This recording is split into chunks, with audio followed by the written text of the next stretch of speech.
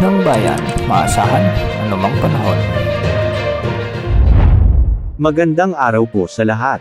Narito ang update sa lagay ng panahon ngayong araw ng Sabado, June 1, 2024, at sa binabantayan nating bagyo sa labas ng Philippine Area of Responsibility. Makararanas muli ng mainit at maalinsangang panahon ang malaking bahagi ng bansa dahil sa umiiral na easterlies sa silangang bahagi ng bansa. Sa ngayon ay pansamantalang humina ang habagat at kasalukuyan nasa monsoon break ang ating panahon. Ang monsoon break ay ang pagpapahinga ng southwest winds o hindi aktibo ang hanging habagat kung kaya't mas makararanas ang ating bansa ng maalinsangang panahon at mas maaraw na kalangitan. Samantala lumakas pa bilang tropical storm ang bagyong nasa West Philippine Sea at ngayon ay binigyan na ng international name na Maliksi.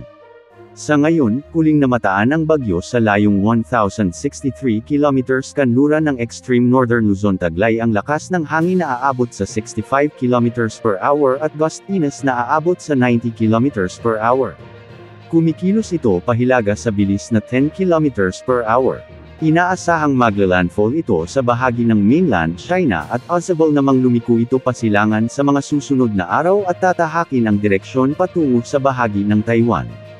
Sa ngayon, ayon sa PAGASA, hindi inaalis ang posibilidad na pumasok ito ng ating area of responsibility at kung sakali man ay tatawagan itong bagyong Butchoy ng PAGASA. Dahil nga sa pansamantalang pagkawala ng habagat, muli namang umiiral sa bansa ang easterlies o ang mainit na hangin mula sa dagat Pacific kaya asahan muli ang bahagyang pagtaas ng temperatura sa maraming lugar. Para sa lagay ng panahon ngayong araw, asahan ang kalat-kalat na thunderstorms lalo na pagsapit ng hapon at gabi sa bahagi ng Ilocos Region, Cordillera Region, ilang bahagi ng Central at Southern Luzon. Posible rin ang mga pag-ulan sa Metro Manila dulot ng mga localized thunderstorms.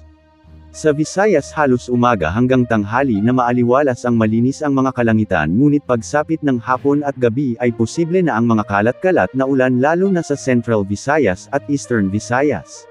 Sa Mindanao, posible ang malalakas na ulan pagsapit ng hapon sa bahagi ng Northern Mindanao, Sorsogon, Lanao Provinces, Davao Region at Caraga. May kalat-kalat na ulan na rin sa gabi sa bahagi ng Zamboanga Peninsula at Sulu Archipelago. Sa ngayon wala namang nakataas na gale warning kaya malayang makapapamalaot ang ating mga kababayang mangingisda sa mga karagatang sakop ng ating bansa. Yan ang update sa lagay ng panahon. Ito po ang weather update ng bayan, maaasahan anumang panahon. Narito naman ang 10-day weather outlook mula sa ECMWF model.